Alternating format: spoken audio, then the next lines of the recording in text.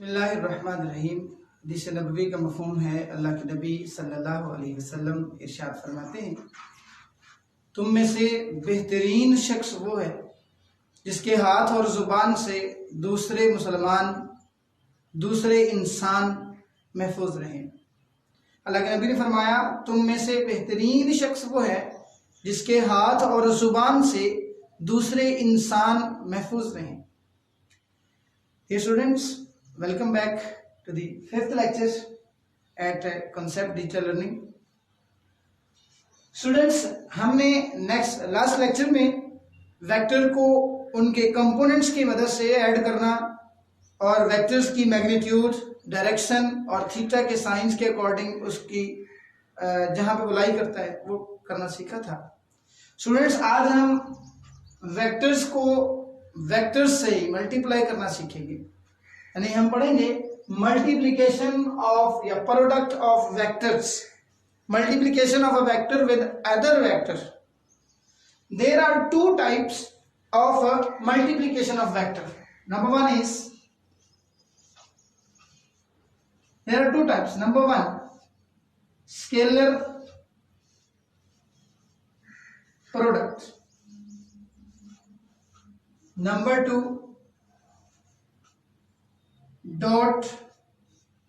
Cross vector या cross product.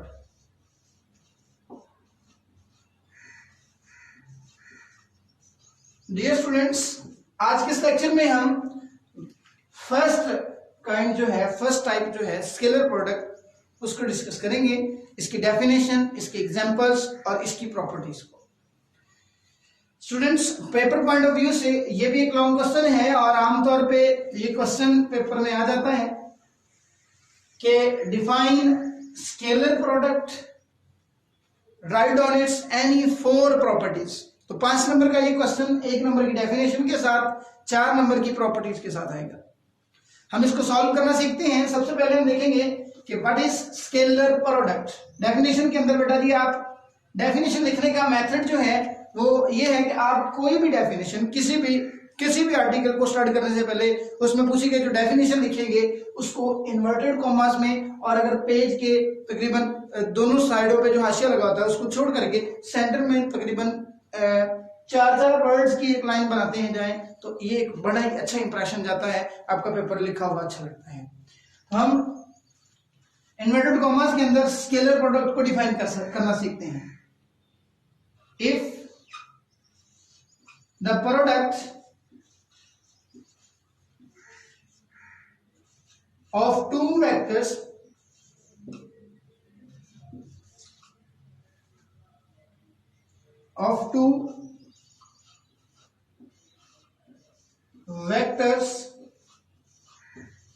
is a scalar quantity,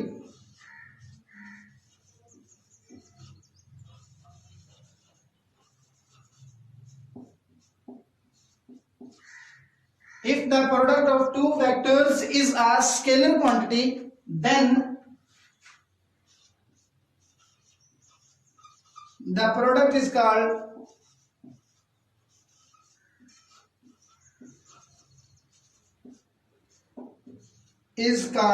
scalar product.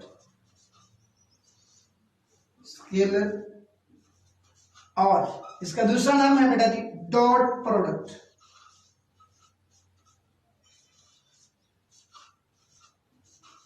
अगर दो vectors को इस तरह से मल्टीप्लाई किया जाए कि उनका आंसर एक स्केलर क्वांटिटी आए, वेक्टर्स को मल्टीप्लाई करने से आंसर अगर स्केलर क्वांटिटी आए तो ऐसे प्रोडक्ट को हम स्केलर या डॉट प्रोडक्ट का नाम देते हैं। The product, if the product of two vectors is a scalar quantity, then the product is called scalar product.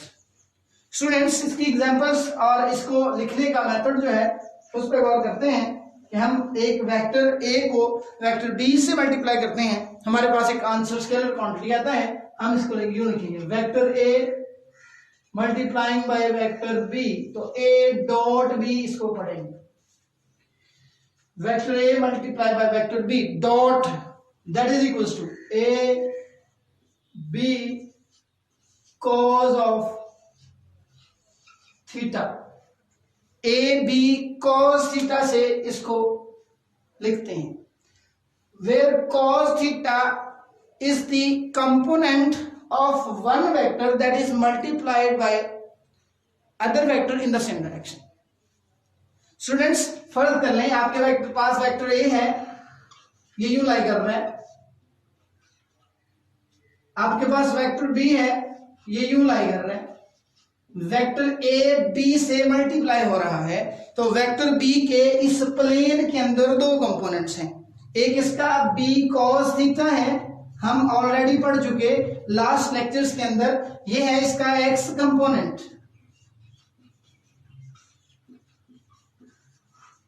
हम एक दूसरा वेक्टर बी साइन थीटा पढ़ चुके, that is its Y component. Students X component B cos theta is along A, vector A की direction में, या आप ये भी कह सकते हैं कि बी का साया, बी का प्रोजेक्शन जो ए के अलोंग हो, उसको वेक्टर ए से जब मल्टीप्लाई करेंगे तो वो वाला फैक्टर जो है वो बी कॉस थीटा बनेगा। स्टूडेंट्स हम इसको कुछ इस तरह से भी लिख सकते हैं कि ए, अब सॉरी एक मिनट इस पे गौर कर लें, बी साइन थीटा हम ये यूज नहीं कर रहे बिकॉज ये अपवर्ड डायरेक्शन में है, इसका ए पर कोई प्रोजेक्शन नहीं है, B cos sine theta along Y axis अपना प्रोजेक्शन डाल रहा है, और बी का प्रोजेक्शन अलोंग एक्स एक्सिस या along A B cos theta है, तो वो इफेक्टिव वैल्यू जो ए के अलोंग वर्क कर रही है that is called X component of the B, और यही इसका इफेक्टिव कंपोनेंट जो ए की डायरेक्शन में है वही मल्टीप्लाई होना है। तो हम ये भी कह सकते हैं, इसको ये लिख सकते हैं A dot B means vector magnitude of A into projection of B along A, A के अलोंग बी का प्रोजेक्शन, वेक्टर बी का साया जो ए के अलोंग है, इसका ये मतलब है। अगर हम इसको उलट कर दें, ए की बजाय बी नीचे आ जाए और बी की बजाय ए ऊपर आ जाए, तो हम ये भी कह सकते हैं vector B multiplying by vector A. तो अब यहां पे हम ये लिखेंगे vector B is multiplying by vector A given as B magnitude into projection of A along projection of A along B, that is given as B dot A equals to B A cos of A cos theta, A vector का B के along projection है, और B cos theta A के along B का projection है, यानी B का वो कंपोनेंट जो ए के अलोंग उससे मल्टीप्लाई हो रहा है। बी साइन थीटा और ए साइन थीटा वो कंपोनेंट्स होंगे जिनका एक्स एक्सिस यानी सॉरी अब कह लें ए वेक्टर के अलोंग किसी किस्म का कोई कॉम्बिनेशन कोई इफेक्ट नहीं है, कोई कंपोनेंट बी साइन थीटा वाला जो कंपोनेंट है उसका इधर प्रोजेक्शन ही नहीं है, इफेक्ट ही नहीं है, तो वो इससे मल्टीप्लाई नहीं होगा। ये स्टूडेंट्स हम इसकी एग्जांपल्स पे आते हैं, तो एग्जांपल्स को समझने के लिए हम ऐसे दो वेक्टर्स की बात करेंगे जो मल्टीप्लाई हो और आंसर हमें एक स्केलर क्वांटिटी दे, डायमेंशन लेस वो डायरेक्शन लेस हो, तो उसको समझने के लिए और इसकी प्रॉपर्टीज को समझने के लिए हमें वेक्टर मल्टीप्लिकेशन का ये जो रूल है कि कंपोनेंट जो है वो यूज होता है, तो उसकी बात करनी पड़ेगी। हम सबसे पहले एग्जांपल लेते हैं, F multiply by S, S distance displacement और F force, both are vectors. जब ये दोनों मल्टीप्लाई होते हैं तो आंसर आता है work. Let's suppose this is a body, we applying a force F in this direction. यहां से यहां तक इसका डिस्टेंस भी इसी डायरेक्शन में है और इसकी फोर्स भी इसी डायरेक्शन। इस फोर्स के दो कंपोनेंट हैं, एक वो कंपोनेंट है जो इसको मूव करवा रहा है इस डायरेक्शन में, तो F S की डायरेक्शन में F का जो कंपोनेंट अमल करेगा वो वर्क करवाएगा। एक वो कंपोनेंट इसका जो ऊपर की तरफ है, अब ऊपर की तरफ तो डिस्टेंस ही नहीं है, जब डिस्टेंस नहीं है तो वर्क नहीं है। जिस डायरेक्शन में वर्क डिस्टेंस कर रहा हो फोर्स का वो कंपोनेंट इस्तेमाल करते हैं, तो इससे वाज़िह होता है कि फोर्स का एक्स कंपोनेंट यूज हुआ है, इसलिए हम कहेंगे एफ कॉस थीटा जो है वो वर्क करवाता है। हम we can say that F cos theta is effective part, effective component.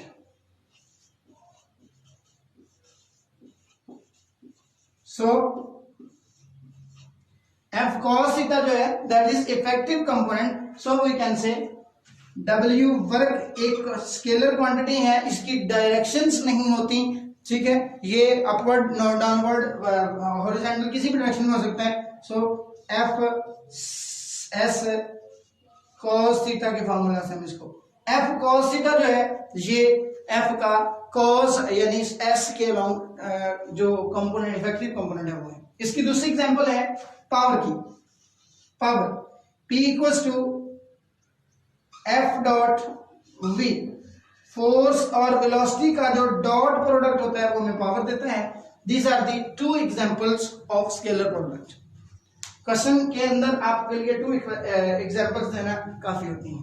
उसके बाद हम इसकी प्रॉपर्टीज की बात करते हैं। हमारे पास आपकी बुक के अकॉर्डिंग इसकी 5 प्रॉपर्टीज हैं। पेपर में आमतौर पे 4 प्रॉपर्टीज पूछी जाती हैं, लेकिन स्टूडेंट्स आपको अच्छे स्टूडेंट्स होने के नाते ये 5 प्रॉपर्टीज तैयार करना चाहिए। जी बेटा, हम वेक्टर्स का मल्टीपल पढ़ रहे हैं और उसकी पहली प्रॉपर्टी यूं है, ये वेक्टर मल्टीप्लिकेशन जो है वो कम्यूटेटिव लॉ को किस तरह से देखता है, commutation law.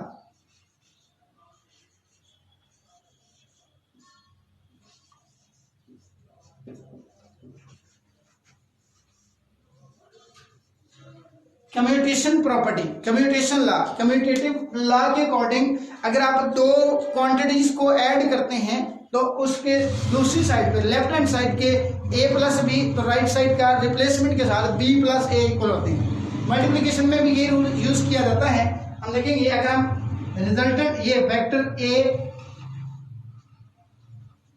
Dot vector b, इसका आंसर आएगा हमारे पास a b cause of theta. चूंकि आंसर जो है वो डायरेक्शन लेस है, इसलिए आंसर का डायरेक्शन से कोई ताल्लुक नहीं, इसलिए हम इसको ए बी कॉस थीटा यूं लिखा। अगर हम ये बात करें, अब देखिए हम वेक्टर्स को बदल रहे हैं, ऊपर वाला वेक्टर नीचे आ गया, नीचे वाला ऊपर चला गया, यानी ए बी की जगह पे और बी ए की जगह पे आ चुका। हम लिखेंगे B A cos of theta. Students A और बी मैग्नीट्यूड्स हैं, ये नंबर होंगे 2 3 4 5 कुछ भी। अगर ये 3 है तो ये 2 है, तो 3 2 6, 2 मल्टीप्लाई बाय 3 6। अगर आप ए को बी की जगह पे यूं लिख लें तब भी मेरा ख्याल इसमें किसी किस्म की कोई चेंज नहीं आएगी, आंसर सेम आ रहा है। अगर आप रिप्लेस करके 2 वेक्टर्स को मल्टीप्लाई करें, आंसर स्केलर है, ये स्केलर और ये स्केलर एक दूसरे के इक्वल आएंगे, ये कम्यूटेटिव लॉ को होल्ड करेगा। आप लिखेंगे A vector multiply by B vector equals to B vector multiply by A vector. पहली प्रॉपर्टी ये है कि ये कम्यूटेशन लॉ को होल्ड करता है, ओबे करता है। हम लिखेंगे एंड पे it obeys commutation law.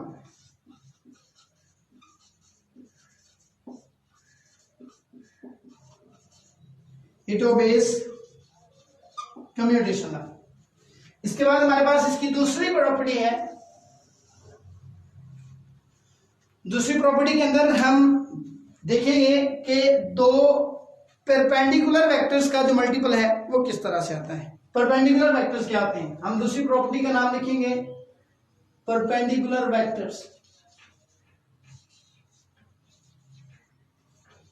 Perpendicular vectors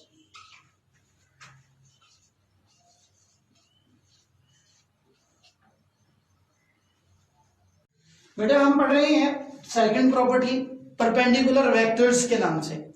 बेटा 2 वेक्टर उस वक्त परपेंडिकुलर होते हैं अगर वो एक दूसरे के साथ 90 एंगल बना रही हो।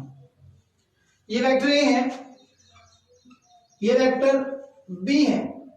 वेक्टर ए और बी का अगर बिटवीन एंगल देखें दोनों के तो 90 बनता है, और हमारा जो प्रोडक्ट है वो थीटा पे डिपेंड करता है, इसलिए हम थीटा को, इसका मेन कैरेक्टर जो है वो थीटा है, तो थीटा को डिस्कस करते हैं। थीटा एंगल जो है वो 90 डिग्री है। स्टूडेंट्स, अगर हम फिजिकली देखें, इसकी फिजिक्स हमें ये बता रही है कि बी का कोई भी ऐसा हिस्सा नहीं है जो एक्स की तरफ इफेक्टिव हो। बी का कोई भी ऐसा हिस्सा नहीं है जो ए की तरफ अपना इफेक्ट या अपना साया या प्रोजेक्शन जो है वो शो कर रहा हो। तो हम यही कहेंगे कि ए का बी से कोई ताल्लुक नहीं है, प्रोडक्ट जीरो आएगा। अब हम जरा मैथमेटिकली इसको प्रूफ करते हैं। We say that vector A multiply by vector B equals to A B cos of theta. As we know, theta is 90 degree, so cos 90 degree equals to 90 degree. cos 90 degree का table अगर आप देखें trigonometric functions का, तो उसमें इसकी value होती है 0। तो हम यहां 0 पुट करेंगे, हमारे पास आ जाएगा a dot B vectors equals to A B into cos 90, और cos 90 चूंकि 0 है तो A B into 0 that is equals to 0। तो हमारे पास इनका जो आंसर है वो 0 आएगा। It means that minimum product हमारे पास आएगा। डियर स्टूडेंट्स, अगर हम इसी के अकॉर्डिंग वेक्टर्स के बात करें, ये हमारे पास आई यूनिट वेक्टर होगा। यूनिट वेक्टर्स की बात करें तो ये जे यूनिट वेक्टर होगा। और अगर हम थर्ड कंपोनेंट, थर्ड कोऑर्डिनेट की बात करें, दैट इज के यूनिट वेक्टर अलोंग जी एक्सिस। सो आई जे जे के आई, ये सारे जो हैं एक दूसरे के साथ इस तरीके से मल्टीप्लाई हो रहे हैं। हमारे पास आंसर आएगा आई डॉट जे, हमने ये लिखना जी I unit vector multiply by J unit vector. उन्हीं लाइंस पे अगर ऊपर गौर करें तो हमारे पास आएगा आई इंटू जे, दोनों की मैग्नीट्यूड्स। अब यूनिट वेक्टर का कैप डालने की जरूरत नहीं क्योंकि ये मैग्नीट्यूड है, into cos theta. Theta is 90 degree, cos 90 हम ऊपर बात कर चुके, तो हमारे पास आई इंटू जे यूनिट वेक्टर जो है वो आ जाएगा आंसर। आई और जे की मैग्नीट्यूड बेटा हम पढ़ चुके कि यूनिट वेक्टर की मैग्नीट्यूड 1 होती है, तो मैं आई जे की जगह पे 1 इंटू 1 पुट कर दूं, और cos 90 की जगह पे अगर 0 पुट कर दूं तो आंसर 0 आएगा। यानी हम यूनिट वेक्टर की फॉर्म में अगर दो यूनिट वेक्टर आई और जे को मल्टीप्लाई करें तो आंसर 0 आएगा। सिमिलरली अगर हम जे और के को, ये भी परपेंडिकुलर हैं, इनको मल्टीप्लाई करें तो आंसर फिर हमारा 0 आएगा। और अगर हम के यूनिट वेक्टर आई यूनिट वेक्टर मल्टीप्लाई करें तो आंसर फिर 0 आएगा।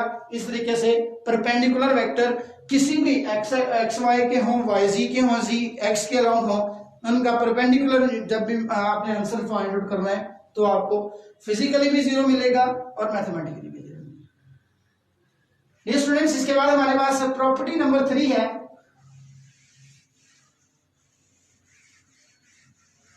Equal parallel vectors. परपेंडिकुलर हमने कर लिया। अब हम अगर बात करें तो हमारे पास कुछ वेक्टर्स ऐसे होते हैं जो परपेंडिकुलर एक बजाय पैरेलल होते हैं, एक दूसरे के साथ एक ही डायरेक्शन में मूव कर रहे होते हैं। स्टूडेंट्स गौर कीजिए, ये आपका वेक्टर ए है, प्रॉपर्टी नंबर 3 पैरेलल वेक्टर्स। जी बेटा, पैरेलल वेक्टर्स के लिए हम ये कहेंगे कि vector A is parallel to vector B. A और बी एक दूसरे के पैरेलल हैं। बेटे पैरेलल वेक्टर्स तब होते हैं जब दो वेक्टर्स एक दूसरे को क्रॉस नहीं कर रहे हों, टच नहीं कर रहे हों। स्टूडेंट्स, इस जगह पे ए और बी के दरमियान किसी किस्म का कोई एंगल नहीं होता। पैरेलली जब भी दो वेक्टर्स एक दूसरे से मूव करेंगे तो जब दो वेक्टर्स एक दूसरे के पैरेलल होंगे तो इसका मतलब there is no angle between them, theta equals to 0। हम ये भी कह सकते हैं कि थीटा 0 होने का मतलब अब इस ए वेक्टर पे गौर करें तो ए वेक्टर फुली बी वेक्टर पर अपना साया, अपना प्रोजेक्शन जो है वो उसको प्रोवाइड कर रहे हैं। अगर हम बी को ए से मल्टीप्लाई करें तो बी का सारा प्रोजेक्शन जो है वो ए पे लाई कर रहा है। हम अगर इसको ये यूं लिखें A dot B equals to A B cos of theta equals to 0 degree because there is no angle between A and B, so we can say that AB cos theta और थीटा की जगह पे 0 degree. बेटे vector trigonometric table के अंदर अगर हम cos 0 की वैल्यूज की बात करें तो ये 1 आता है, वैल्यू पुट कर दें तो आंसर आएगा ए बी का multiple equals to AB into 1 that is equals to answer आएगा जी वेक्टर प्रोडक्ट आएगा मैक्सिमम। जब पैरेलल वेक्टर्स को हम मल्टीप्लाई करते हैं तो आंसर मैक्सिमम आता है। स्टूडेंट्स वेक्टर्स तीन तरीकों से पैरेलल हो सकते हैं। दो वेक्टर्स या तो x के लॉन्ग हो तो दोनों पैरेलल हैं, अगर दोनों वेक्टर्स की डायरेक्शन y एक्सिस के लॉन्ग हो, आई मीन टू से यूं, और वेक्टर a और b दोनों मल्टीप्लाई हो रहे हैं तो a और b एक दूसरे पर 90 का एंगल, तो इनके दरमियान फिर कोई एंगल नहीं, ए और बी के दरमियान कोई एंगल नहीं है, ये दोनों y एक्सिस के लॉन्ग लाई कर रहे हैं, अपवर्ड डायरेक्शन में पैरेलल होंगे तो इनका बेटा किसी किस्म का कोई एंगल इनके दरमियान फिर लाई नहीं करेगा। तो फिर हम यहीं से आंसर अगर निकालेंगे तो A B cos theta equal to 0 degree, तो ये इन्हीं लाइनों पर दोबारा से सॉल्व हो जाएगा। अब हम अगर बात करें तो थर्ड अपना एक्सिस जो है z एक्सिस, तो वो दो वेक्टर्स इस तरीके से बेटा जी पैरेलल हो सकते हैं जस्ट लाइक दीज मार्कर्स। चूंकि हम ड्रा नहीं कर सकते ये तीनों तीसरा कंपोनेंट्स के ऊपर, लिहाजा हम ये कहेंगे कि दोनों वेक्टर्स इस तरीके से एक दूसरे पे कि तीसरे एक्सिस के लॉन्ग इस तरह से ये दोनों पैरेलल होंगे। So we can say that vector A और वेक्टर बी जो है ये इस तरीके से लाई करेंगे। अब बेटे अगर एक्स के लॉन्ग हो तो दोनों के unit vector I unit vector into I unit vector है। अगर y की बात करें तो दोनों के unit vectors j unit vector और j यूनिट वेक्टर है। अगर k की बात करें तो हमारा थर्ड एक्सिस जो है वो यूं लाई करेगा, तो उनके k unit vector and k unit vector है।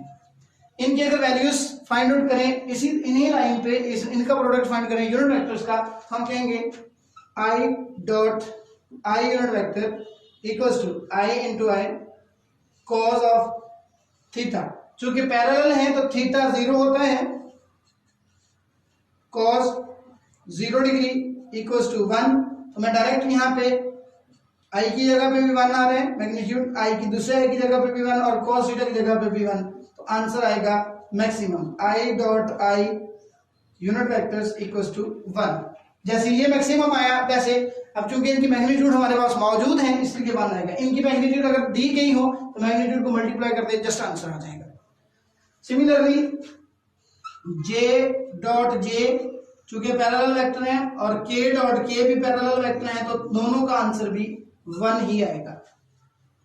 उसके बाद हमारे पास बेटा इसकी ऑपोजिट साइड एंटी क्लॉकवाइज अगर बात करें, सॉरी एंटी पैरेलल की बात करें तो वेक्टर a यूं है, वेक्टर b यूं है, तो एंटी पैरेलल के लिए बेटा आप यहां से यहां तक जब मूव करके आएंगे तो आपका प्रोट्रैक्टर जो है वो आपको 180 डिग्री का एंगल देगा। थीटा इक्वल्स टू 180 डिग्री है बेटा एंटी पैरेलल के लिए, हम इसकी हेडिंग एंटी पैरेलल वेक्टर्स कहेंगे। Anti parallel, in case of anti parallel vectors A और बी एक दूसरे से मल्टीप्लाई हो रहे हैं, A dot B equals to A B cos of theta.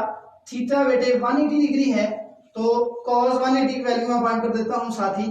cos 180 calculator या ट्रिग्नोमेट्रिक फंक्शन आपको ट्रिग्नोमेट्रिक टेबल जो है इन वैल्यूज का वो -1 वैल्यू देगा। प्रोट्रैक्टर की मदद से cos 180 फाइंड करें तो आपको बेटा जी cos प्रेस करें पहले, फिर 180 का एंगल लिखें और ओके का बटन जो है यानी इक्वल्स टू का, तो आपको -1 जो है वो आंसर में मिलेगा। a vector multiply bye b vector, बेटा जी a और b into -1। Students cos theta की जगह पे 180 पुट किया, आप माशाल्लाह से मैच्योर हैं, और इस चीज को समझ सकते हैं कि थीटा यहाँ पे मैं दो तीन स्टेप्स इकट्ठे छोड़ रहा हूँ कि थीटा की जगह पे आप 180 पुट कर दें और 180 cos थीटा 180 को हमने ऐड सॉल्व कर लिया -1 के इक्वल है, तो मैं डायरेक्ट इसकी वैल्यू -1 पुट कर दी, आंसर -AB, यानी आंसर मैक्सिमम है और नेगेटिव डायरेक्शन के साथ है जब एंगल यानी both vectors moving parallel to each other, sorry anti parallel to each other.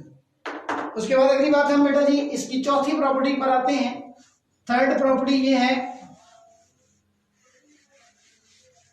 Self product. Vector A है उसको उसी से मल्टीप्लाई करना है, वेक्टर बी है उसको बी से ही मल्टीप्लाई करना है, या वेक्टर सी है तो उसको सी से ही मल्टीप्लाई करना है। तो अब हमारा आंसर क्या आता है? फोर्थ प्रॉपर्टी है बेटा जी सेल्फ प्रोडक्ट। सेल्फ प्रोडक्ट, दो वेक्टर्स को अब हमने मल्टीप्लाई करना है। बेटा तवज्जो, वेक्टर ए इसी को इसी से मल्टीप्लाई करना है, तो बेटा ये वेक्टर दूसरा इसी का आ जाएगा जिसको जिससे मल्टीप्लाई करना है। ठीक है, तो जरा अभी हमने पैरेलल वेक्टर्स की बात की, तो ये वही वाला केस बन रहा है। बेटा दोनों ए और ए आपस में पैरेलल हैं, इज देयर एनी थीटा? तो आपका आंसर है नो, बिकॉज ये कोई एक दूसरे से कोइंसाइड नहीं कर रहे। जब कोइंसाइड नहीं करेंगे तो theta will be equal to 0 degree. तो हम लिखेंगे A vector multiply by A vector equals to A cos of theta, theta equals to 0 degree, so we can say cos 0 1, तो a dot a equals to a square into 1, तो answer आ जाएगा a square. किसी भी vector को उसी से multiply करें तो उसकी मैग्नीट्यूड का स्क्वायर आ जाता है स्केलर प्रोडक्ट की फॉर्म में।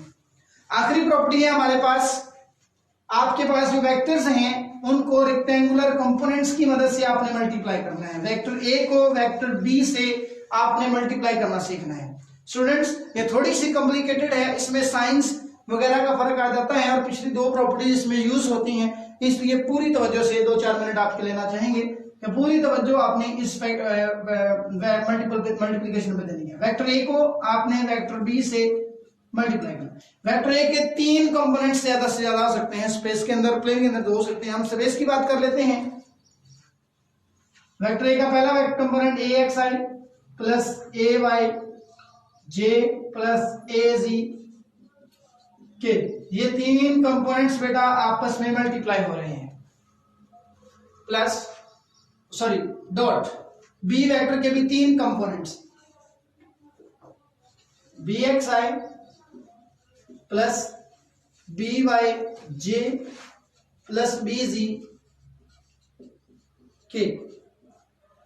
रेक्टेंगुलर कंपोनेंट्स की फॉर्म में हम पहले ए एक्स को A B X B Y और बी जी से, फिर ए वाई को इन तीनों से अलग अलग और ए जी को इन तीनों से अलग अलग मल्टीप्लाई करेंगे।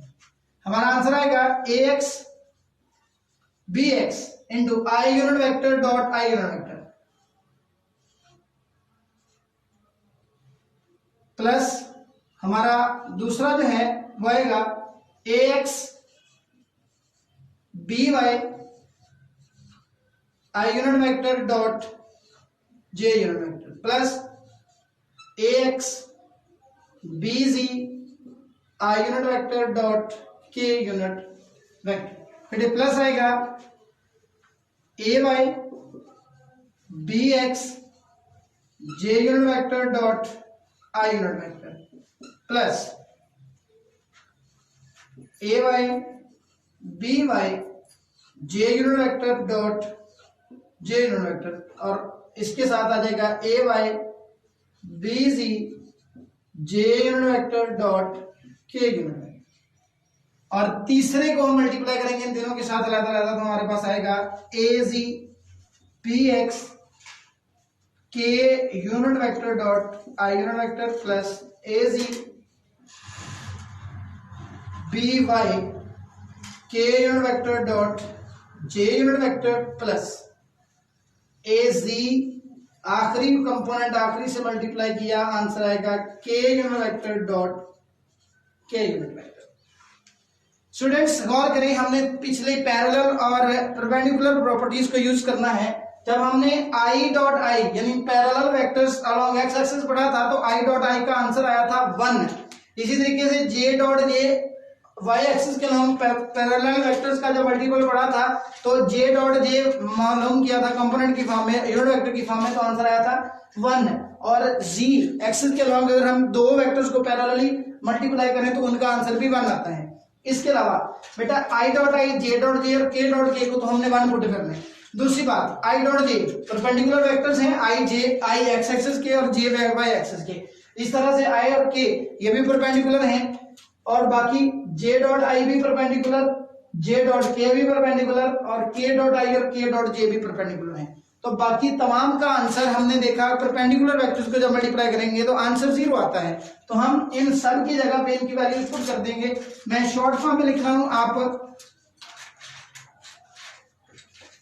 हम आई डॉट आई की जगह पे 1 पुट करें तो बाकी क्या बचेगा, ए एक्स बी एक्स इंटू 1 को मैं लिखता नहीं हूं, छोड़ देता हूं, प्लस दूसरे स्टेप पे गौर करें, A Y X B Y into I dot J, ये पैरेलल परपेंडिकुलर वेक्टर्स हैं, परपेंडिकुलर का आंसर 0 आता है। जब ये 0 इनसे मल्टीप्लाई होगा आंसर आएगा 0, प्लस बेटा दो यूनिट वेक्टर्स फिर मल्टीप्लाई हो रहे हैं और दोनों परपेंडिकुलर हैं, आई और के, इनका आंसर फिर 0 आएगा।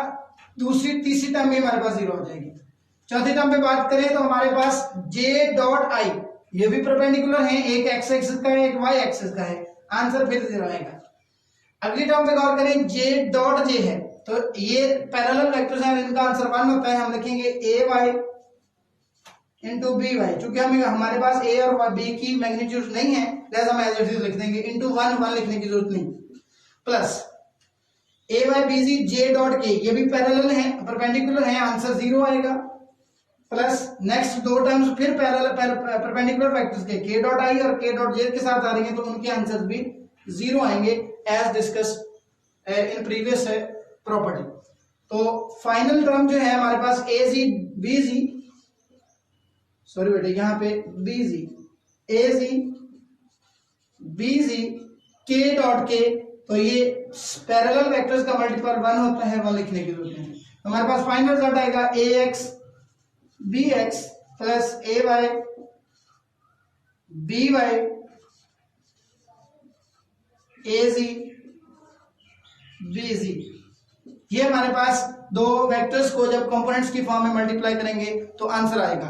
अब हम इनकी मदद से डायरेक्शन फाइंड आउट करना सीखते हैं। तो ए डॉट बी को अगर हम खोलें तो आंसर आएगा A B cos of theta. Direction हमें इस थीटा से मिलनी है, A X B X plus A Y B Y plus A Z B Z. Students इस थीटा को निकालने के लिए ए बी जो है डिवाइड कर देंगे, कॉज दूसरी तरफ जाके इनवर्स हो जाएगा, तो इसका आंसर आएगा theta equals to cos inverse A X B X A Y B Y plus A ji